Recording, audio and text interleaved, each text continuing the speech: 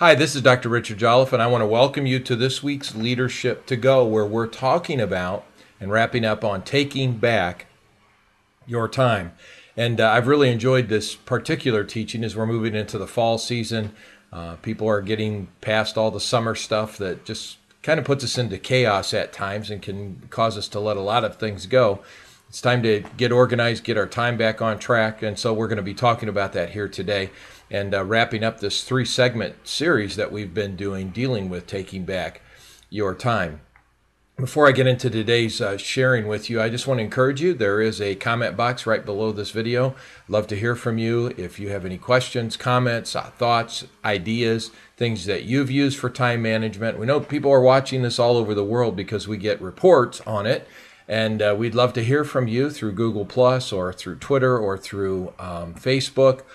We just think that'd be great. If you could respond to us, let us know if you have questions about time management. We'd love to help you out with that as well. Be sure to hit the thumbs up that's there if you enjoyed this message today. And we just want to be a great blessing to your life. Well, we're talking about taking back your time, and I shared a little bit about one of the theories that I operate by, and that is whenever I'm dealing with a situation, is this a must do, should do, or could do? And must-dos are things we have to get done, things that we have to deal with. They're things that are required of us to do. And so I talked a little bit about prioritizing our life, that we have to prioritize what we've got going on in our life by basically those 3 categories. The 3 major priority words are required. Must I do that? Number 2, does it produce a return?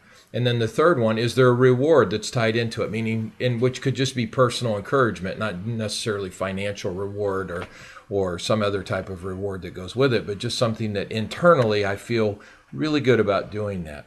So in my time crunch, and I'm dealing with my time crunch, I have to do this. I need to keep doing what's required. I need to keep doing what brings return, and I need to keep doing which has reward. I need to let go of things that are not required. Things other people are asking me to do, things that just are not that high of a priority, that have no return and have no reward. And so that can be difficult at times, and I respect that it can be a challenge, but it does help us if we categorize our opportunities by, is this something I must do? Is this something I should do? Or is this something I could do?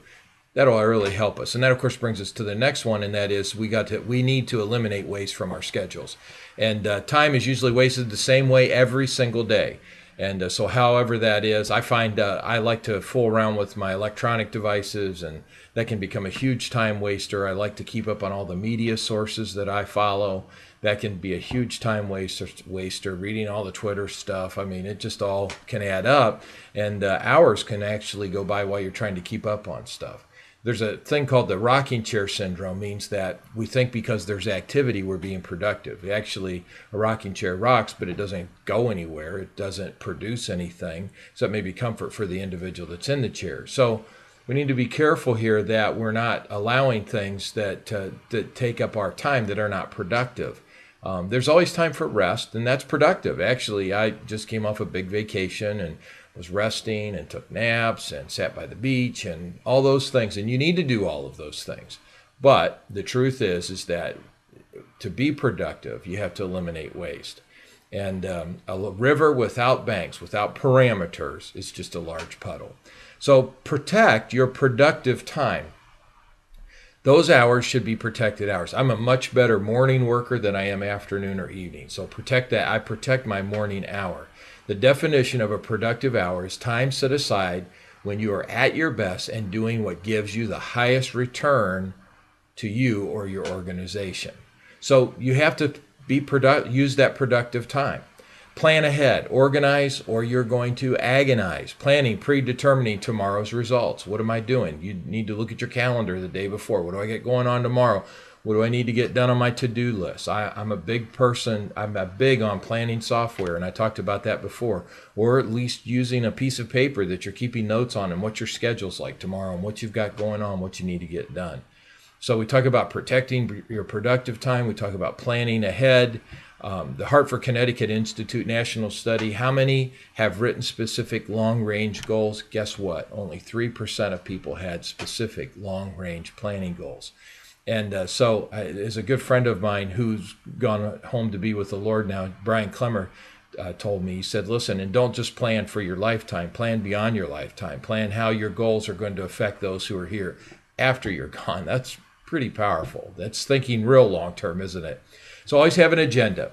What do I want to accomplish? What do I want to accomplish in this meeting? What do I want to accomplish in this day? Clear the clutter. Sign in a cluttered country store says, we got it if you can find it. Clutter, looking for things, is one of the great big time wasters. Here's some different types of clutter. Mental clutter, things that occupy our mind that we should be released from. How to avoid mental clutter? Here's one way. Do it now. Get it done. I have another message that I do in this the same vein called Do It Now. You just got to get it done. Delegate it. Dump it or delay it.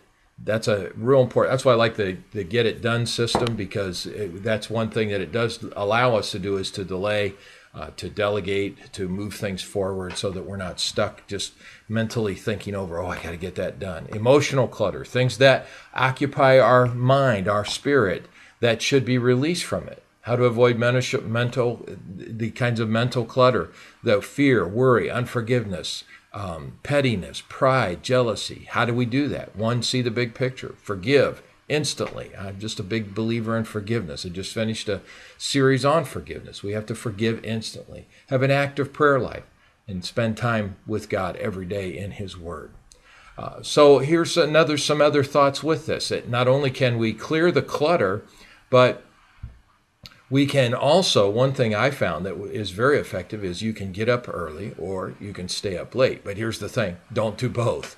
That's a real tough deal. I'm an early person, so I like to get up early, usually 5, 6 a.m. in the morning. I'm up starting my day. But some people are more effective at night, and that's not a problem, or more effective. But you can't do both. You can't.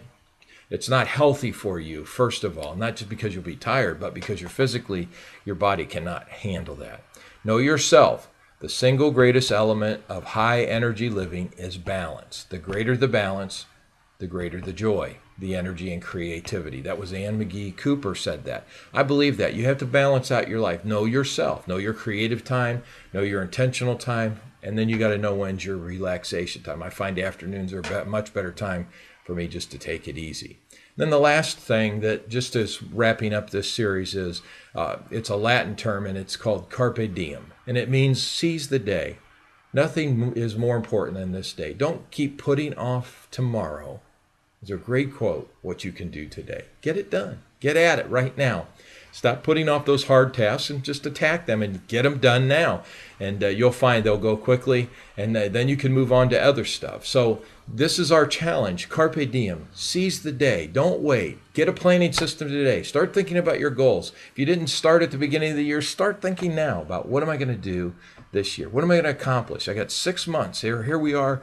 We got less than 6 months, actually. We're in September. So we're going into the last quarter of this year of 2012. What are you going to do? What's going to happen? Are you just going to put out, finish out, or are you going to go flaming out? You're going to just get done what needs to get done. So I just encourage you that to seize this day and start today planning your schedule. It's has always been my honor to be with you today and share with you some of these thoughts that come from our Eagles, Energizing and Growing Leaders Empowered Supernaturally program that we do.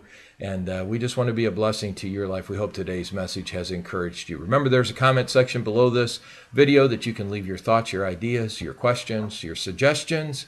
And maybe if there's a subject you'd like to see me get into, I've been doing this for over 30 years, so I've got tons of information, and it's just my privilege to be able to share that information with you. Have a great day.